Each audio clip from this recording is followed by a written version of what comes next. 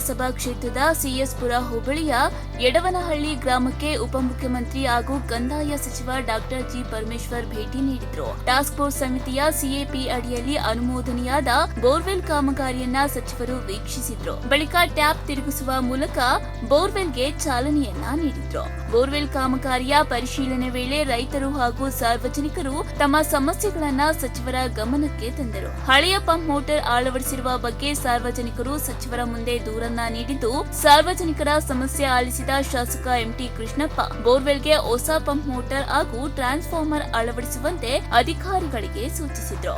ಇನ್ನು ಕಾಮಗಾರಿಯ ಕುರಿತು ಮಾಹಿತಿ ಪಡೆದ ಡಿಸಿಎಂ ಪರಮೇಶ್ವರ್ ಇಂಜಿನಿಯರ್ ಅನ್ನ ತರಾಟೆಗೆ ತೆಗೆದುಕೊಂಡ್ರು. ಕಾಮಗಾರಿಯ ಬಗ್ಗೆ ಅಸಮಾಧಾನ ವ್ಯಕ್ತಪಡಿಸಿದ ಅವರು ಅಗತ್ಯವಿರುವ ಕಡೆ ಪೈಪ್ ಅಳವಡಿಸುವಂತೆ ಅಧಿಕಾರಿಗಳಿಗೆ ಸೂಚನೆಯನ್ನ ನೀಡಿದ್ರು. ಟಾಸ್ಕ್ ಫೋರ್ಸ್ ವತಿಯಿಂದ ಕೋರಿಸಿರುವ ಬೋರ್ವೆಲ್ಗೆ ಹೊಸ ಟ್ರಾನ್ಸ್ಫಾರ್ಮರ್ ಹಾಗೂ ಪಂಪ್ ಮೋಟಾರ್ ಅಳವಡಿಸಿ ರೈತರು ಮತ್ತು ಸಾರ್ವಜನಿಕರಿಗೆ ಸಮರ್ಪಕವಾಗಿ ನೀರು ದೊರೆಯುವಂತೆ ಕ್ರಮ ಕೈಗೊಳ್ಳಬೇಕು ಎಂದು ಅಧಿಕಾರಿಗಳಿಗೆ ನಿರ್ದೇಶನವನ್ನ ನೀಡಿದ್ರು.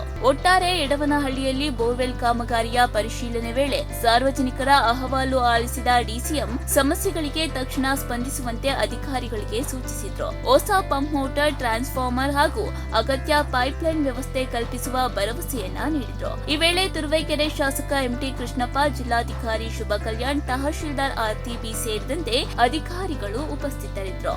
ಸಂಜಯ್ ಕುಪ್ಪ, ಪ್ರಗತಿ ಟಿವಿ, ಗುಬ್ಬಿ.